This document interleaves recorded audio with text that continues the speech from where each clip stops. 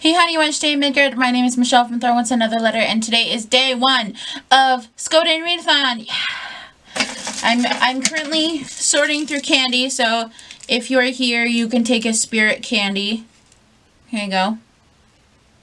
Today is day 1 of Skoden Readathon. It is a Wednesday. No, it's Tuesday. I was too generous. Congratulations to Erica for the publication of this book today.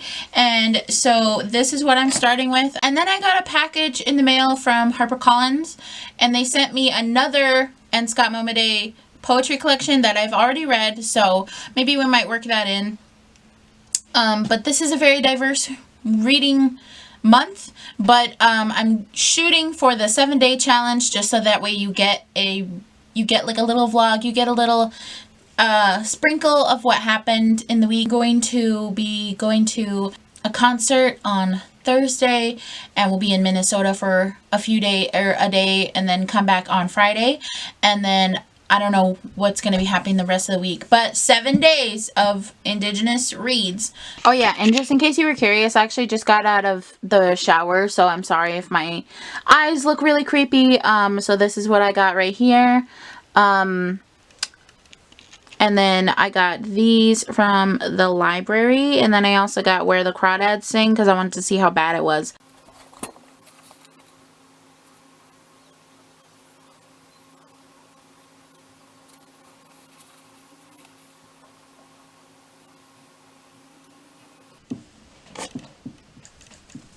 Hi, it's day 2. I'm just still in the same sweater because I don't like just wearing one thing in one day. Anyway, hi, it's day 2. So I got nothing. I haven't read anything, but I've actually been working on a project for my friend's cousin, and I don't know. Last night, as you can see, I got a little bit further into Whitehorse. Still really good, like some amazing lines that I absolutely just love. But other than that, it's 11 something. So, I don't know. I might make some lunch because I'm kind of hungry. We're going to go pick my son up in a few hours, so nothing's happening today. But that's good. Tomorrow we're going to be going to Minneapolis, so I got to charge my battery.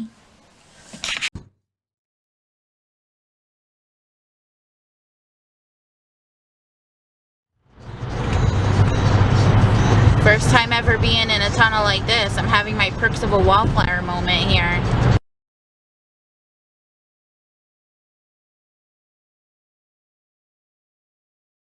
Time to play, so we want to play it for you guys tonight in Minneapolis. A year ago, a year and a half ago, everything kind of blends together now, but it's always a pleasure playing for you guys.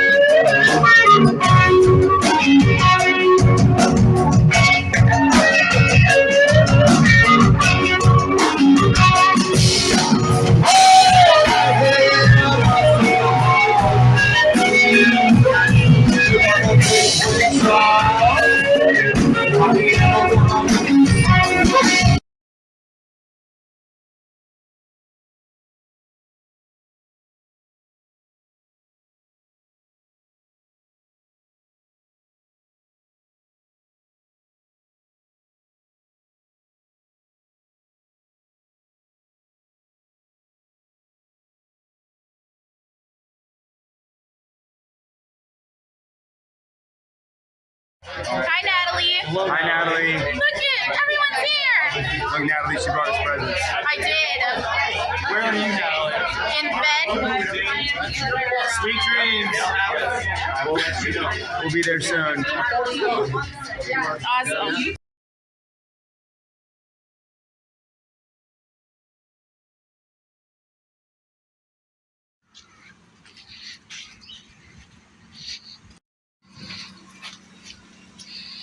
Oh my gosh, look, there's We Are Water Protectors.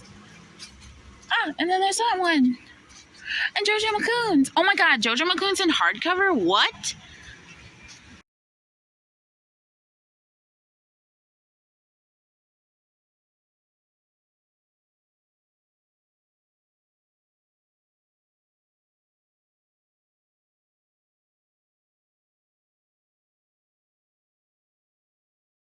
It's editing me, and as you can tell, I read for 4 days, and then the concert happened, and then it was, so, actually no, not 4 days. I read for 3 days, two days straight. There we go. I read for 2 days straight, and then I went to a concert, and then I fucked up. But then I read on the way home the next day. To update you, I am no closer to being finished with White Horse than when I first started. I've so far read like 10 pages. So I am on page 33 out of 305. So that tells you how my reading slump is going. Alright, so I wanted to let you know that they gave me a fucking hat. It's a great hat. I wish I could zero in on it, but I can't. But yeah, so that's the hat. It's amazing, and I love it so much, and I am going to somehow figure out how to pay it forward. Whatever.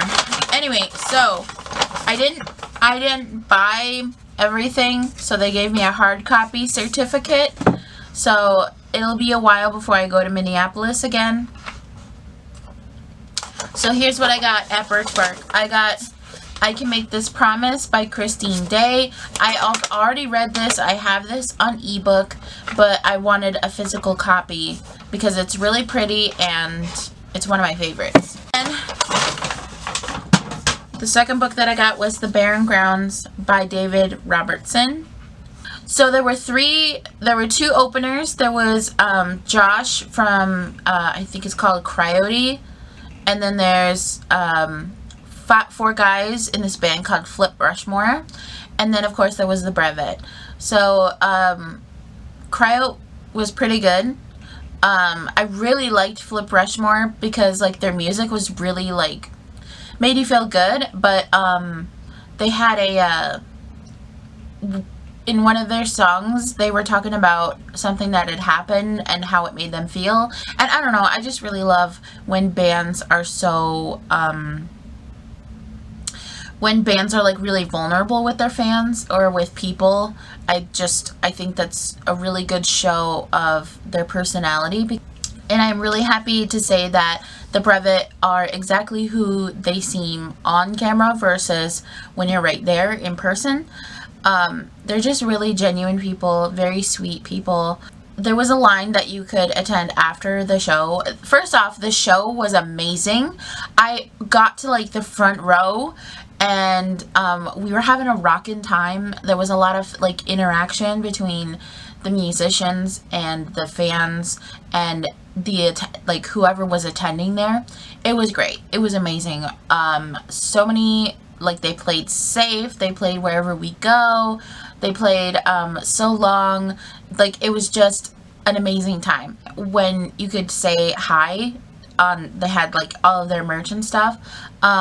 So I had issues with my card and I told them about it, and they gave me a hat for free because I brought them sage and I brought them Laffy Taffy and a barbecue sauce from my hometown.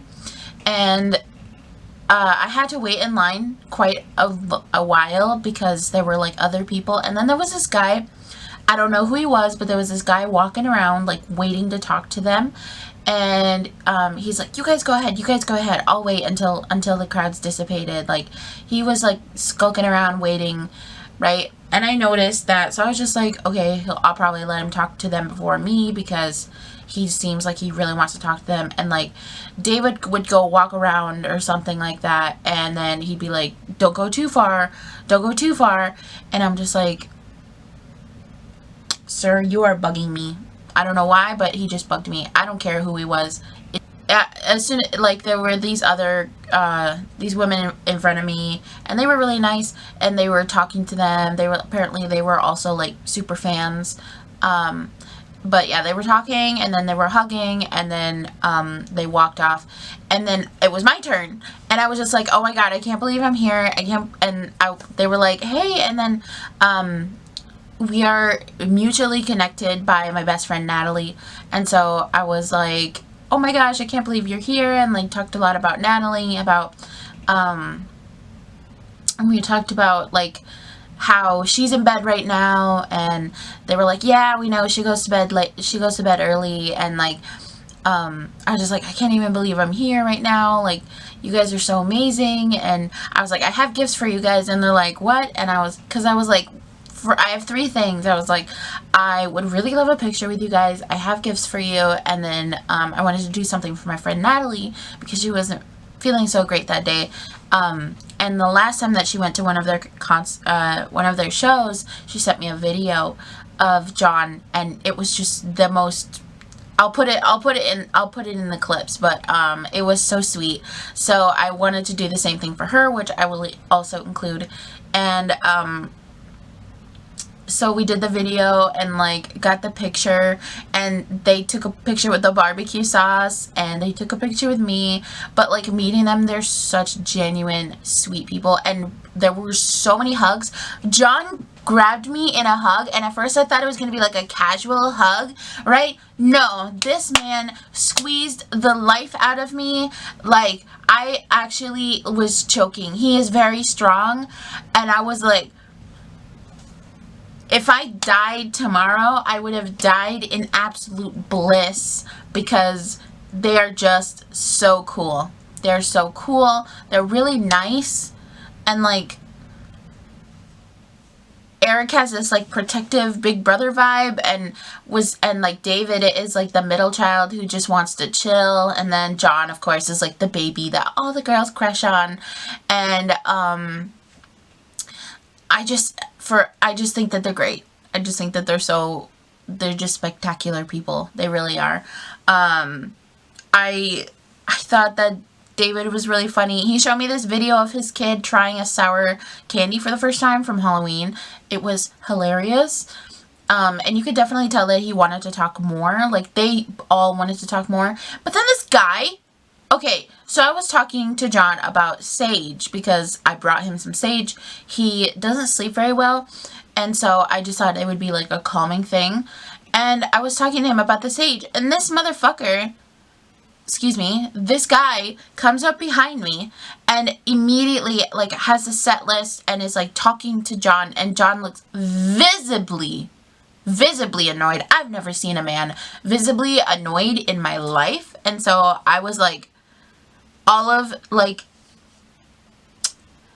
it's that TikTok sound where it was like all my femininity or something like that, something, whatever. But my brain was just like he looked visibly annoyed, and he was trying so hard to like, like casually get through it so that way this guy would stop talking.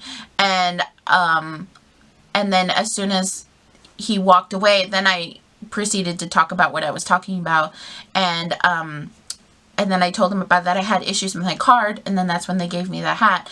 So I am definitely going to pay it forward back to them, but I also checked on their website, and I'm planning on buying some other stuff. So then I'm kind of going to be like, hey, don't send me this is actually for you.